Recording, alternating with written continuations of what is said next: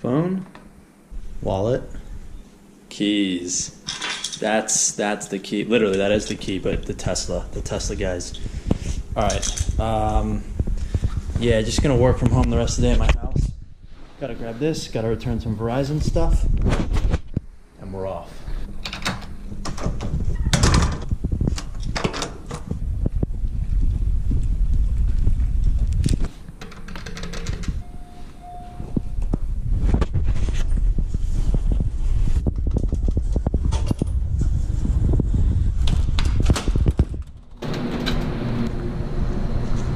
There she is. Open sesame. Haha, look at that. Look at that. It's got the handles coming out and everything.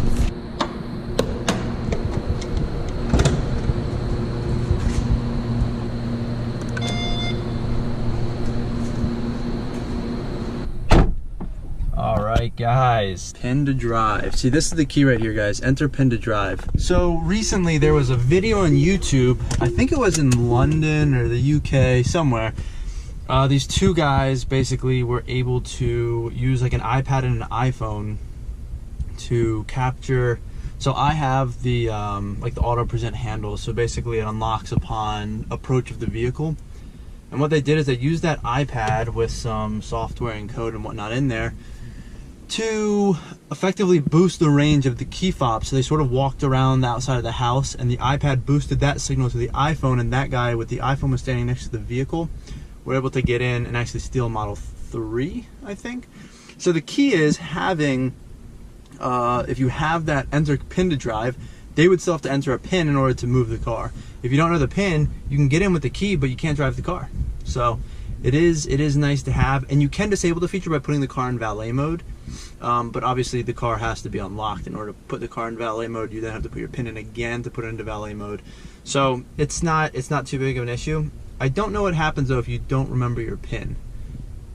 Yeah, I don't know how that works.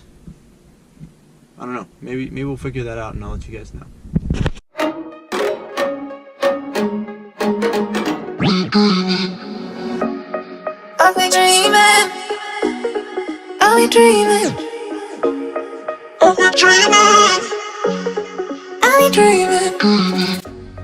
I'll be dreaming. Good morning. Well, I guess good afternoon. Yeah, good afternoon, guys. Welcome back to the vlog. Welcome back to the Tesla. And, well, today I just want to talk a little bit about why I absolutely love my 2014 CPO Tesla Model S P85. I know that's a mouthful. 1 second. Just navigating. Drive north on Rockville Pike for 6/10 of a mile. You never know how traffic is around here. So anyways, so it's a mouthful simply because I bought a CPO, certified pre-owned Tesla. So CPO is obviously appended to the name. Tesla, the manufacturer of the car.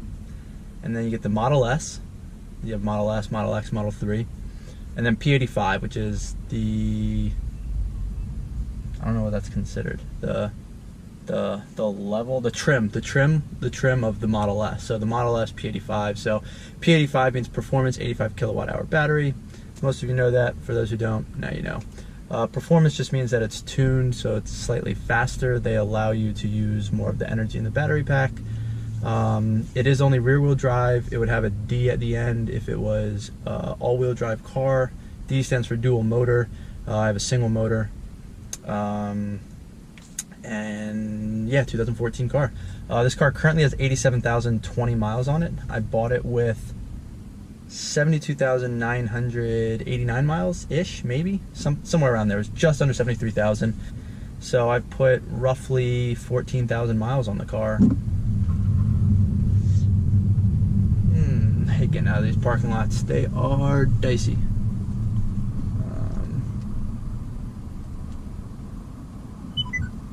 Let's go. All right, let's see if we can get out onto Rockville Pike here without too much of an issue. Oh, look at that. Clear. Woo-wee. In half a mile, exit to Montrose Parkway, Randolph Road. All right, so anyways, now that we got that out of the way, let me get through the stoplight real quick.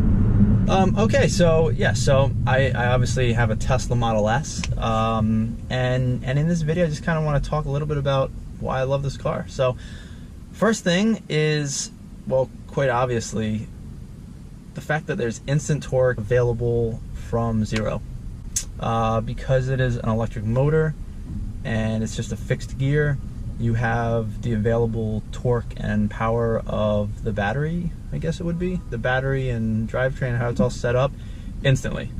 So for example, if you're just kind of chilling and then you floor it, it just, you know, throws you back in your seat, to say the least. All I can say is this car really needs traction control, and the traction control... 1.9 miles. Exit Y270 North I know, it's my fault. So this car's traction control is phenomenal. It is on point. It definitely controls the wheel spin a lot. Now, going back to the fact that I put 14,000 miles on the car already, yeah, I definitely need some new tires soon, especially going into winter, just the colder temperatures, and then obviously if there's any inclement weather. With all the power and the torque and the baldness of the tires, yeah, it's not going to be pretty. It's not going to be pretty. So new tires coming soon, but this car is a ton of fun. Being rear-wheel drive, you can turn the traction control off, which I've done only once.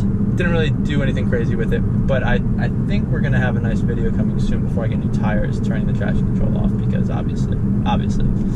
Anyways, the torque on this car and the instant power and acceleration is just incredible. I love it. It's fantastic. And, well, that's part of the pleasure of driving an electric car like a Tesla. I've never driven a Chevy Volt, Leaf, or the Audi e-tron or anything like that, but I don't think their acceleration comes anywhere near the acceleration of a P85, let alone a P85D, P90D, P100D, because all of those cars are absolutely insane. And the new Model 3 Performance. So all of those cars obviously blow mine out of the water, but my car still blows most cars on the road out of the water, and it is a blast. If you have the chance, test drive, or if you know somebody with one, ask them for a ride in it. Even a base Tesla, I mean, I think they accelerate 0 to 60 in like 5 seconds for the non-performance cars, which is still pretty incredible for most cars. So anyways, the acceleration, it is fantastic, it is phenomenal, and I absolutely love it. The next thing I absolutely love about my Tesla, kind of also goes in hand with the electric motors, is not having to pay for gas. It's fantastic. And what's so great about that is, well, the savings. You're saving the planet. Yeah, no, okay, I'll be honest, I didn't buy the car for that. It's kind of like an extra bonus. It's like a little kicker, you know. It's like, hey, I'm buying a Tesla, I get this awesome performance luxury car, the technology is amazing, but the kicker is I'm helping save the environment. And some people argue, no, you're not, because of what it costs to produce the car, and you're still burning fossil fuels, blah blah blah. I don't really care. Either way, I'll be honest, that wasn't the main incentive for why I got the car. For me,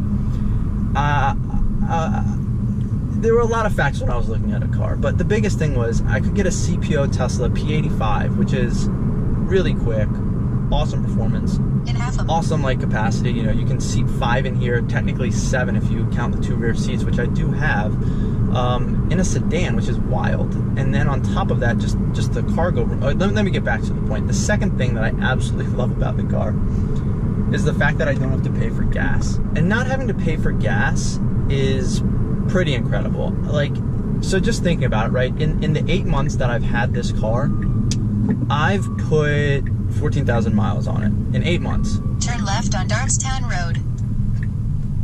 Now, the way I look at it is, if I had a comparable gasoline car, say another performance car that got 15 miles per gallon, which might be on the higher end, some might only get around 10, it really depends, but irregardless, if I got another car that, you know, was 15 mpg, average, could be more, could be less, around 14,000 miles in 8 months, you're talking $2,500, maybe, you know, somewhere in the $2,000 to $3,000 range, just on gas and oil changes probably. I mean, oil changes really aren't that significant. It depends on the car though. If you get a nicer car, you know, say you have a Ferrari or something. If you have a car like a Ferrari, you could pay $800 for an oil change. Now that wasn't quite in the cards, but an Aston Martin was. A used Aston Martin. You can get those for in the 40s. I probably could have gotten a used Aston Martin V8 Vantage for, you know, somewhere in the mid to high 40s used. But this car was $50,600, and it was also used. And well, for me, not having to worry about maintenance and gas and all of that stuff, that sort of sold me on the Tesla Model S, especially as a daily driver, a car that I'm going to be using all the time. And I just didn't really I didn't want to have to budget out the extra costs of having a performance car right now, although in the future I would love to own one. So I think that was another huge thing. You know, I've already saved around $2,000 to $3,000 alone in gas expenses that I would have had not owning this Tesla Model S. Obviously, if you get a car like, you know, a Honda Civic or you know, even some diesels, you know, you can definitely save money, get 40 mpg, 30 mpg, and it might have only been, you know, $1,000 to $1,500. The car would have been a lot less, but it wouldn't have been anywhere near as fun, anywhere near as cool. I have all these touch screens. The drivability on this car is phenomenal. I absolutely love it. And just the cargo capacity too. This car is much bigger than Honda Civic, you know, Volkswagen, Jetta, probably bigger than a Passat. I think I technically have more cargo capacity than a BMW X3. Don't quote me on that, but I think I do. And just shy of the cargo capacity on a Honda Pilot. So this car has a ton of cargo capacity for such a tiny car, which is the third thing that I love about it. I moved pretty much all of my stuff in this car to my current apartment.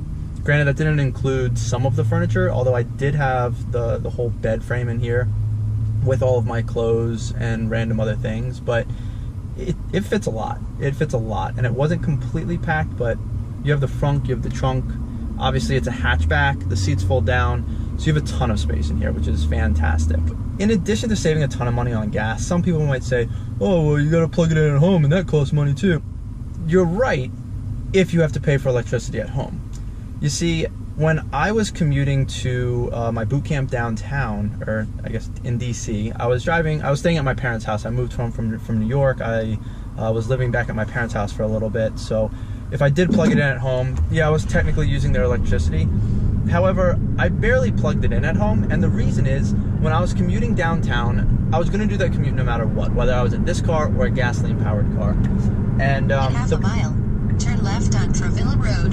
And the parking garage that I parked in had free electric car charging. So that was already a fixed cost, having to pay for a garage, having to drive downtown, having to commute for the class. So having that free Tesla charging means that, well, I didn't have to pay for a supercharger, and I didn't have to pay for electricity at home. On top of that, there is a supercharger about 10 minutes from my house, so, you know, I took that into consideration when getting the car, so that helped as well. I could just pop in there to quickly fill the car up to full, and, well, that was fantastic. So having those things, yeah, I really didn't pay much for electricity at all, and neither did my parents. My parents shouldn't have seen much of an increase in the electricity bill. I have heard that electricity bills are roughly $50 more a month if you're charging your Tesla. If you're charging your Tesla at home, and you have, let's say, you know, a 30-mile commute or something, so 60-mile round trip or something, just sort of an average commute, and you're charging it at home, your electricity bill might go up by $50 a month for a Tesla.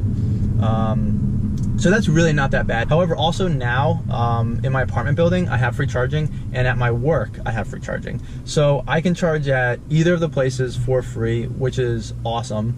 And then there's still obviously the supercharger that's relatively close to where I am now. It's a little bit further where I am now, but it's still close enough where if I had to do it, like I was taking a trip and I knew I wasn't going to be fully charged, I could always pop in there and charge really quickly, but that's nor here nor there. So that sort of covers that. So far we have the acceleration, obviously incredible. We have the fact that I don't have to pay for gas, obviously incredible. And then the storage capacity, again, incredible. It's just such a practical car that's also fun to drive, and I think that was the biggest thing that I was going for.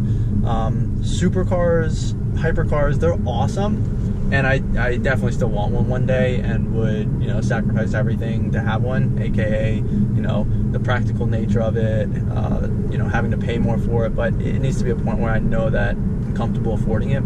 This car just makes so much sense.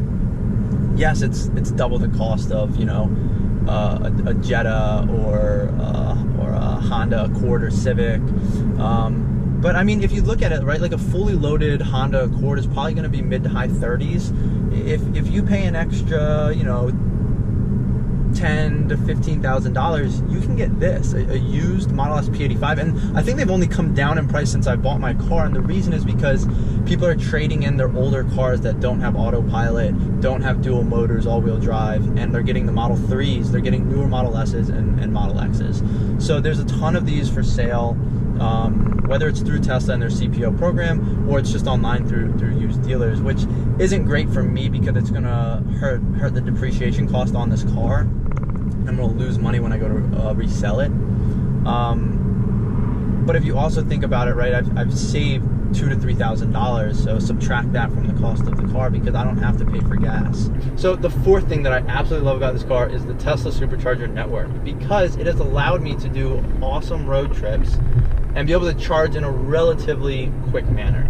If Tesla didn't have that supercharging network set up, you can't really go on road trips in this car because, well, it takes so long to charge at a level 2 charge at only 18 miles an hour, or just plugging it into an outlet, you only get 3 to 4 miles of range an hour.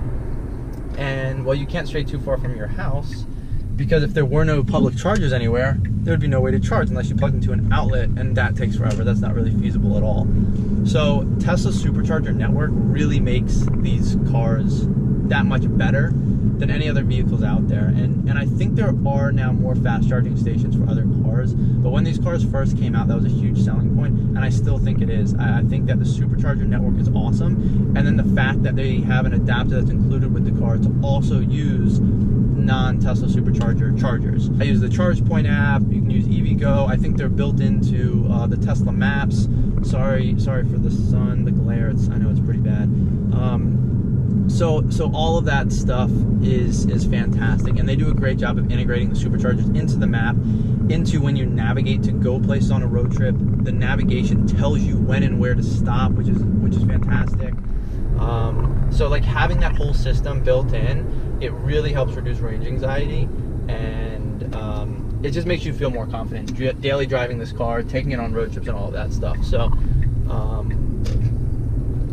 I think that's another huge selling point and another reason why this car is awesome. And lastly, guys, still to this day, I really don't understand why the Toyota Prius looks so bad. They would have sold so many more if they just made it look like a Toyota Camry or something. Like, I just never understood the styling thing, but I mean, just look at this car, right? You can get these carbon fiber accents in here. The interior looks amazing. I get the performance seats, which have this red stitching on it. We get some Alcantara on the bolsters, on the sides, right up here, and then the roof. The roof is white Alcantara headliner. Sorry, not the roof, the headliner. It's white Alcantara. It looks incredible. I mean, and then just the outside of the car. I mean, you get these handles where when you lock the car, or if you walk away, the handles and the mirrors fold in. I mean, it's absolutely incredible, and you get all of that with this car, and I think that the lines look incredible. It looks like an awesome car that I would want to own irregardless of whether it's electric or gas. You know, with the performance, you get this awesome carbon fiber spoiler, you get the P85. I mean, the car looks phenomenal, and I think it was designed really well. And, well, I don't really have anything bad to say about this car. Well, another video. I'll do a couple complaints. But the car is phenomenal. Just as a whole, I just don't think you can really beat the value proposition of some of these used cars. You know, you can get them very cheap. The performance is obviously incredible. They look fantastic. I mean, come on, guys, come on. Look how good that looks. That looks incredible. I love these cars. The all-glass panoramic roof. I mean, they're fantastic. So those are probably the biggest things as to why I absolutely love this car, why I chose this car, and, well, why I'm going to continue loving this car. Now, the one regret is not getting a P100D. It was obviously still a little bit out of my price range. There weren't too many used ones, and they were, I don't even know if there were any under $100,000. I mean, I know new they're like $120,000, $130,000 with certain options, but I mean, they really hadn't come down that much, nor were there that many used ones. So I don't know if Tesla just wasn't putting them out because they were trying to get rid of their lower models or what. But either way, I thought this was a great deal. It was a good value. You save a ton on gas. You get awesome performance. It looks great. Air suspension, ultra high fidelity sound system. I got a ton of features in my car. I can go over that whole list too. Maybe I'll put it in the description. Check that out. But anyways, thanks for watching. Please like and subscribe. And real quick, ready? Callie, what's up? Hey, pretty girl. Oh, did you miss me? Yeah. Oh, I know. All right, thanks for watching, guys.